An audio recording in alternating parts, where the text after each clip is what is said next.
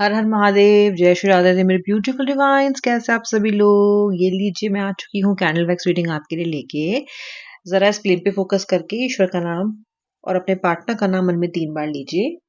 जल्दी से energy exchange के लिए मेरी इस वीडियो को लाइक कीजिए तुरंत और फिर इस रीडिंग को देखना शुरू कीजिए। Absolutely timeless reading, male female specific नहीं है जी, कोई भी देख सकता है। और राशि मैं आपको बताऊंगी, सब बताऊंगी मैं आपको जो भी मुझे समझ में आएगा। मीनवाइल आप केवल इतना करें कि एनर्जी एक्सचेंज के लिए वीडियो को लाइक कर लीजिए। ओके, राशियां यहाँ पे मुझे सबसे पहले तो दिखाई दे रही है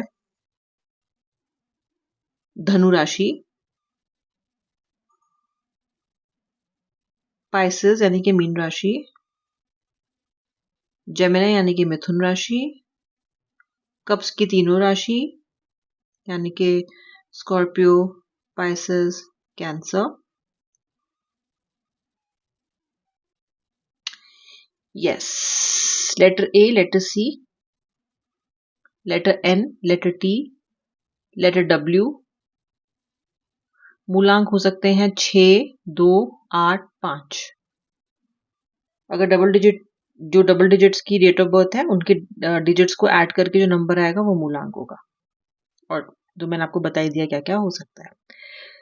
चॉकलेट के विजन्स मुझे बड़े जबरदस्त आ रहे हैं इस वक्त। I can smell chocolate. Literally literally literally आप चॉकलेट लवर हो सकते हो, आपके व्यक्ति चॉकलेट लवर हो सकते हैं। Some people they just love chocolates, love to eat chocolates.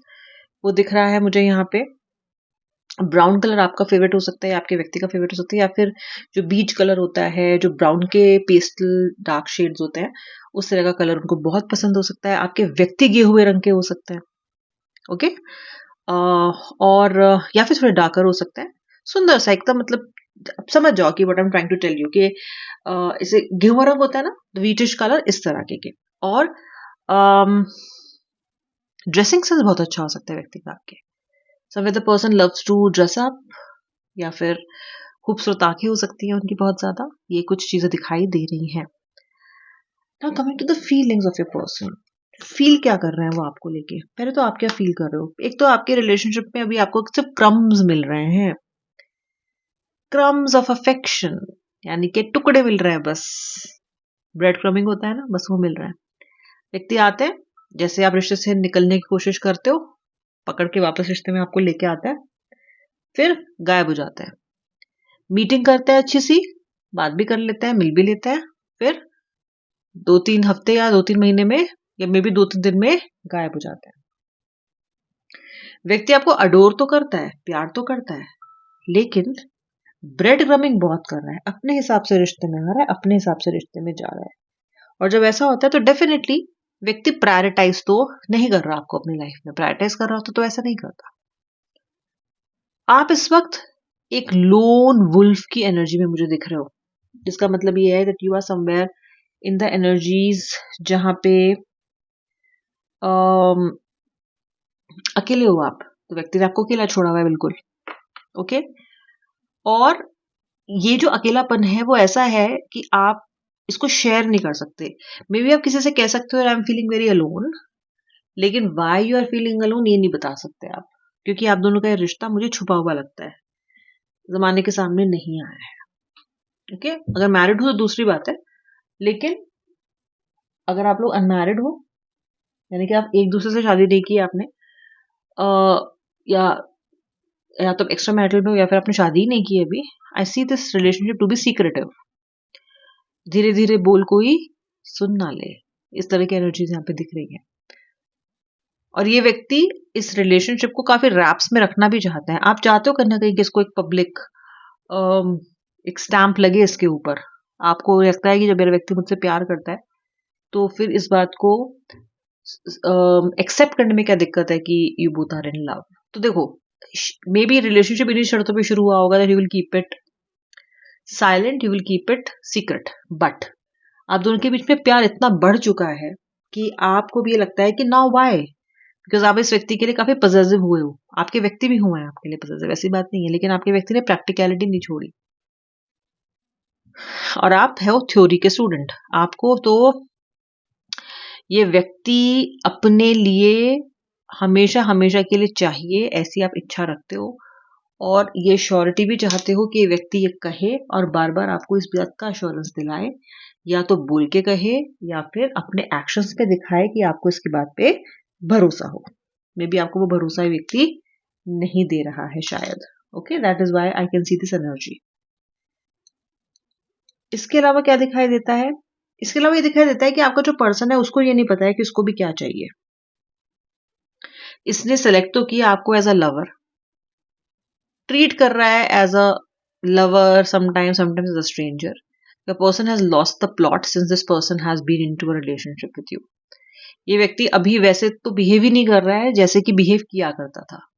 Gone are the days जब ये व्यक्ति आपको समय देता था या देती थी, जब ये फोन पे आपसे बात करते थे ठीक तरीके से, हाँ हूँ ठीक है मैं कॉल करता हूँ, जब समय मिलेगा तो कर लूंगा, बहुत काम है, डिस्टर्ब मत करो, प्रेजेंट में रहो, ज्यादा पॉजिटिव मत हो, दूर की मत सोचो, something like that. I mean सारी कहानियां कह रहे हैं ये आपसे, पर मुद्दे की बात नहीं कह रहे हैं। अब ये सभी चीजें आपको अनवर्दी फील करा रही हैं, यू फील अनवर्दी। और ये अनवर्दीनेस इसलिए फील हो रही है आपको क्योंकि आपने अपनी सारी वर्थ, अपनी सारी कीमत इस व्यक्ति के भरोसे छोड़ दी है। यानी कि यदि ये व्यक्ति आपकी कीमत ठीक लगाता है, अगर ये व्यक्ति आपको आपकी वैल्यू करता है, अगर ये व्यक्ति आपको वर्दी मानता है, तो आपको लगता है कि आप वर्दी हो। अगर सारी दुनिया आपको वर्दी मानती है और ये व्यक्ति आपको वर्दी नहीं मानता, तो आपको लगता है कि आप वर्दी नहीं हो। वर्दी मतलब someone who has a value. तो पुलिस वाली वर्दी नहीं, ओके, वर्दी WORTHY, यानी कि या वैल्यू।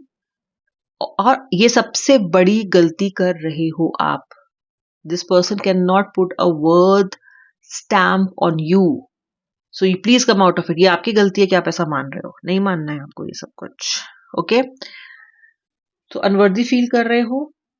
व्यक्ति प्यार करता है, कहता भी है तुमसे प्यार करता हूं,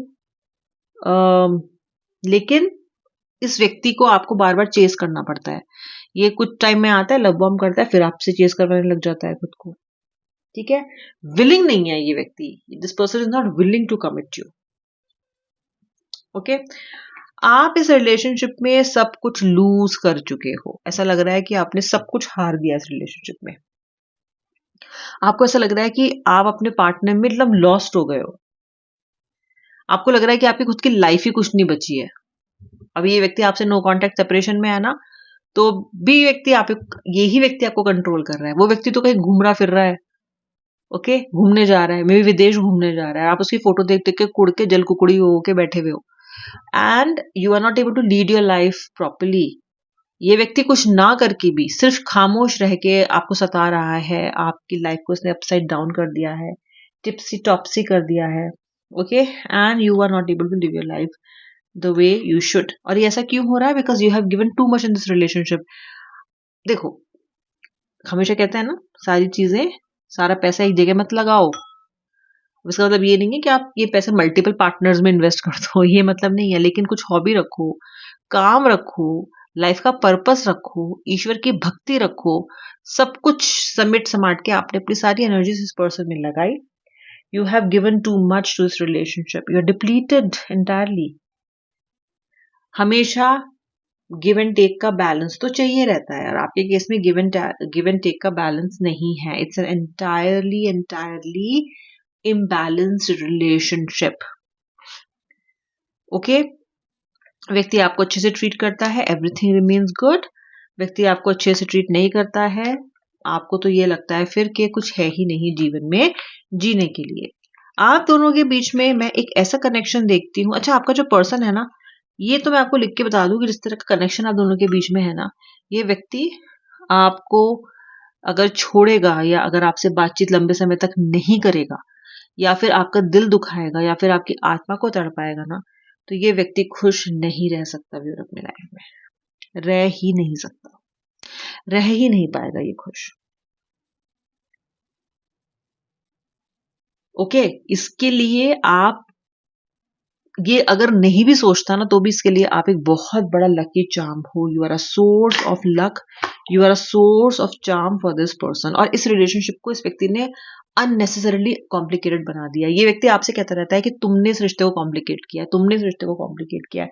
नहीं, आपने इस रिश्ते को कॉम्प्लिकेट नहीं किया है, इसने खुद ने इस रिश्ते को कॉम्प्लिकेट किया है by making you feel loveless. by making you feel, by not adoring you, by leaving you sulking, sad. ये व्यक्ति कभी भी आपके रेस्क्यू के में नहीं आया। जब भी आप रोते हो या बहुत परेशान होते हो, ये व्यक्ति आके कभी ये नहीं कहता है आपसे कि मत रो, I am there for you, I am there for you, तो उसने कहना ही छोड़ दिया है। So somewhere he is the one और she is the one who has made it complicated, क्योंकि ये बहुत अनप्रिडिक्टेबल हो गया रिलेशनशिप में। आप प्रिडिक्ट नहीं कर पा रहे हो कि कल मेरे व्यक्ति का मूव क्या होगा, क्या करेगा वो कल मुझे कॉल करेगा कि नहीं करेगा, 1 महीने से कॉल नहीं किया तो क्या चाहता है। और ये व्यक्ति आपको क्लोजर भी नहीं देते, क्लोजर भी नहीं देते हैं, ना ही आपके साथ कोई सॉलिड प्लान बनाता है मिलने का। मिलूंगा मिलूंगा मिलूंगी, ठीक है तब कर लेते हैं, करके छोड़ देते हैं, बताते ही नहीं है फिर कुछ। भाई जब आपको मिलना है तो कोई जगह भी बतानी पड़ेगी, दिन और समय भी बताना पड़ेगा, वो नहीं बताते। अगर आप फॉलो अप करते हो तो या तो फिर से आपको ब्लॉक कर रहे हैं, घोस्ट कर रहे हैं, या फिर आपसे कह रहे हैं कि don't talk to me about it. Frustrate हो जा रहा है, इरिटेट हो जा रहा है। ओके, ये व्यक्ति की जो ईगो है ना वो बहुत हाई है। पाठ आपको पढ़ाते रहेंगे, प्रवचन आपको ज्ञान बांटते रहेंगे, पर इस ज्ञान की एक्चुअली जरूरत आपके व्यक्ति को है। एरोगेंस से नीचे आने की आपके व्यक्ति को है। तो क्या ये अपनी एरोगेंस छोड़ के आएंगे? देखिए, एक तो इस व्यक्ति को अपनी पब्लिक इमेज की बड़ी चिंता रहती है, स्पेशली जिन लोगों के पार्टनर मैरिड है। आप लोगों के व्यक्ति को तो इतनी इमेज की चिंता रहती है, उनको तो ऐसा लगता है कि पता नहीं कौन सा बड़ा गंदा धब्बा है आपका कनेक्शन की, वो दुनिया के सामने उनकी इमेज खराब हो जाएगी। This person has made all this so impure, इन्होंने सब एनर्जी को इतना खराब कर दिया है ना, तो आपको लगने लग गया कि यार ये क्या है, what kind of life am I living. और अपनी झूठी पब्लिक इमेज के लिए डिस्टेंट हो गए हैं, फार अवे हो गए हैं आपसे, चाइल्डिश हो रहा है ये व्यक्ति, बहुत ज्यादा बचकानी बातें कर रहा है, बचकानी हरकत कर रहा है। और आपको कैसा लग रहा है? आपको कार्टून जोकर जैसा, डोरेमोन जैसा फील हो रहा है आपको लग रहा है आप डोरेमोन हो। शिंग चैन बना दिया उन्होंने आपका। ओके, अच्छे खासे काम पे लगे हुए थे आप, ढंग से तमीज से जिंदगी जी रहे थे भाई, शिंग चैन बन चुके हो। ओके। लेकिन इस मैंने आपसे बोला ना कि ये जो पर्सन है, ये पर्सन आपके बिना खुश रह जाए, ऐसा हो ही नहीं सकता, संभव ही नहीं है ऐसा होना। इसलिए चुप रह के, शांत रह के नेचर को अपना काम करने दो। Let the nature take its course. इनके कर्मा साइकिल को सेट होने दो। बार बार टंगड़ी मत अड़ाओ रो रो के, ये ईश्वर इससे कर्मा मिलना चाहिए, इसे कर्मा। बहुत सारे लोग हैं आप पे से जो कमेंट करते हैं कि ये ऐसा मरे, ये वैसा मरे। मत लिखो ये सब क्यों लिखते हो? आपके कहने के मुताबिक कर्मा नहीं मिलेगा। मान लो कि आपके अच्छे सच्चे दिल को ठेस पहुंचाई है तो कर्मा तो मिलेगा ही मिलेगा। तो क्यों अपनी जबान गंदी करनी है ये बोल के कि ऐसा मिले? क्यों खराब बोलना है? मत बोलो, मत बोलो, कोई जरूरत नहीं है। आप गलत हो मत बोलो, इसलिए नहीं कह रही हूं, आप इमोशनल होके बोल रहे हो, लेकिन इसकी जरूरत ही नहीं है। जब जरूरत नहीं है तो क्यों परेशान हो?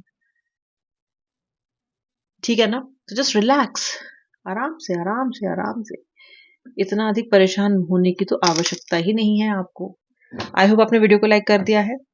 अब मैं मिलूंगी नेक्स्ट वीडियो में, तब तक के लिए जय श्री राधे राधे, हर हर महादेव।